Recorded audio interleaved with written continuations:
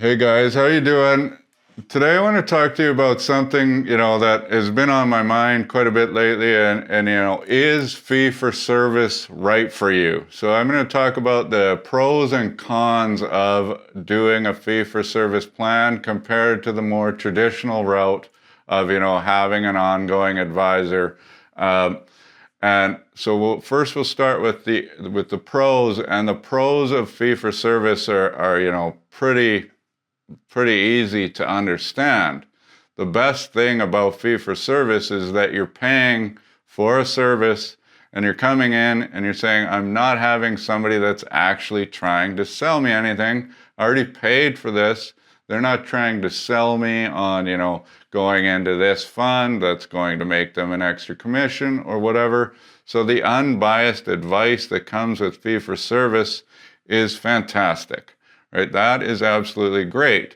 However, there is a little bit of a caveat to that, is that when you're doing like a full financial plan, even if it's fee for service, something that might come up is that there is an insurance need, whether that is, you need insurance because you're still in the accumulation stage and you need protection because you are your most important asset and your ability to earn an income is the most important. So sometimes there is potentially an offshoot of something to sell. So your advice might not be completely unbiased because there is a potential to get bad insurance advice and then buy a product that's not right for you. So I don't know how much that's happening in the industry, but I'm sure it happens every once in a while.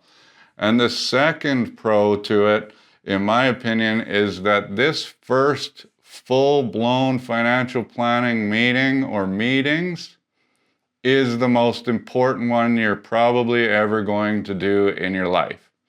Because what happens in that first meeting isn't necessarily that you're like, here's your perfect plan going forward, but what you're finding is the potential biggest mistakes that this person has made, either because they were sold something they shouldn't have got, or they got themselves into a position that was just potentially catastrophic. So you can find a ton of things wrong. This is where you're finding the most value, is in that first one, right?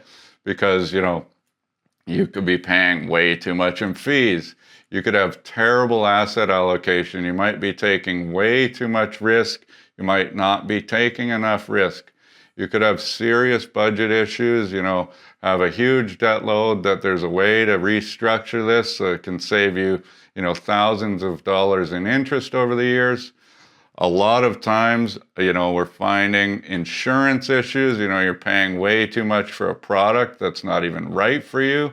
This is where I'm coming in and saying, I don't like that. You should consider replacing it if it makes sense, or even sometimes completely just getting rid of it because it's not even a good use of your money. There can be a lot of tax inefficiencies going on in there. You might have estate issues. You don't have an up-to-date will, proper power of attorney. You might have bad beneficiary designations. All of these things can be found in that first sort of series of meetings once somebody's really looking at the big picture. And, then how is your retirement plan looking? I know a lot of people that watch this is like, am I on track for retirement? That part's really easy. Once you get there, you get through all of these other issues, you fix the first ones, then you can deal with the retirement issues and go on from there. So fee for service is great.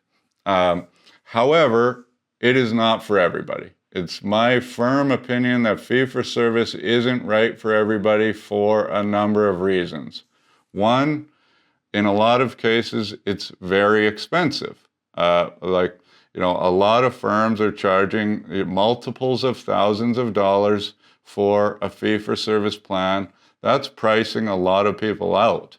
And then that's fine. So that's why we've structured it to say our fee for service costs are asset based up to a percentage, saying, okay, well, if you want to pay for that and we think it makes sense for you to be a fee for service client, then you're going to pay based on a percentage of what we could make if you were a long-term client, which I think is fair.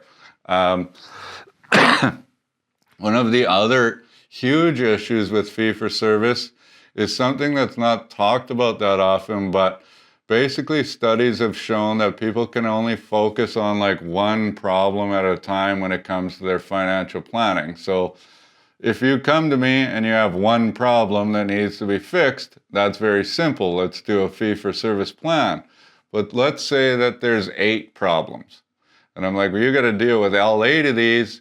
You're overwhelmed with all these problems. You might not even do any one of them because you're like, I don't even know where to begin. Now you've paid for fee-for-service and not long-term planning. All of a sudden you're not getting help with the implementation, and that plan just fails. Even though you've got it in writing, just like I could create a workout plan for anybody or a diet plan, doesn't mean you're actually going to do it. And that happens a lot of time in financial planning. So for some people, they actually need that trainer to support them along the way to help with the implementation. Now, the other thing that I think about fee-for-service planning a lot, and people are like, well, show me my retirement plan. And I'm like, okay, fine.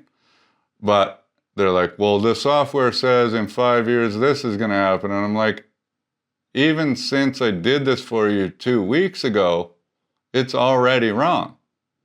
Because I've made assumptions about, inflation. I've made assumptions about rates of return.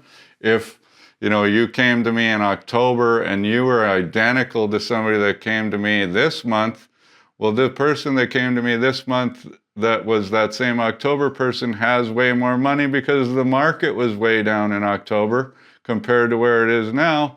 So even the starting point of the same person, just by a couple months of different timing, is way off. The numbers actually look different. So unless you're in really good shape, and I say, look, you're fine, like you just need to do these things and you're not going to go wrong, like things aren't going to break that bad in the next 2 years, come back to another one in, a year or 2 or 3 years or whatever, great.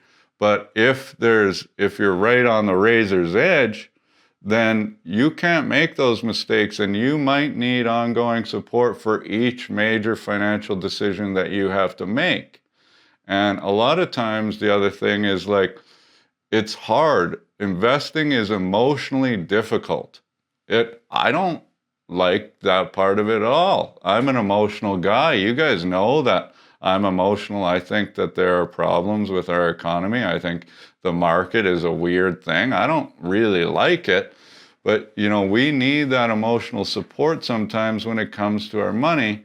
And we need somebody sometimes to really come to whenever we need that. You're a hypochondriac, so you need to go to the doctor once a month. I have clients that are like, I want to talk to you all the time. Other clients that are like, don't ever bother me. Please don't even talk to me. And I'm like, okay, that's fine. So, if you need future help, fee-for-service probably isn't right for you, because it's like, well, I'm going to pay thousands of dollars each time I want to have a meeting with this person.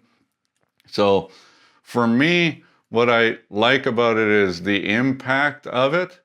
But what I don't love about it is that there isn't like ongoing support and a relationship aspect to it. And I do like the relationship aspect of being a planner and an advisor, is because that part is sort of the fun part, is you get to know people. The conversations are less intense as you move forward. It's like, you're still in good shape. I love it. They're like, thank you for reminding me that we still have money. All of these things, you still look good. And then I get to start talking about like, let's do some fun things with your money. You've worked so hard to save so much. Now it's time for you guys to enjoy it. That's one of my favorite parts too. Or just helping people alleviate the stress that they have, because there's so much going on with money in the world. And so that's most of my job sometimes, is just being a financial psychologist for my clients who need me to remind them that things are still okay. They're in a really good position no matter what happens, in the market that's out of our control. We're going to be okay. And I love that part of it. So it's not right for everybody, and it's really hard to figure out what the exact right process or price is or whatever. But if you want fee for service, you don't need assets under management. That's totally fine. I get it. Or there's a lot of information out there. So you've learned what to do with your own situation. You just need a double check on your specific scenario. That's a great person for fee for service. Come every 5 years. Come before there's like a huge financial decision, or you want to make sure, we actually want to change our spending in retirement. Is that going to work? Whatever. You don't need to be paying somebody all the time. But some people do. And so, one of our first jobs is to try and kind of figure out which bucket of those two are you going to fall into. And, we're going to try and say, I would probably push you towards this one for a little bit. And then maybe you can go to the fee for service, or you're perfect fit for fee for service. Just do that. If you want to hire us later, once you get old and don't want to, have your hands on the wheel so much later, great.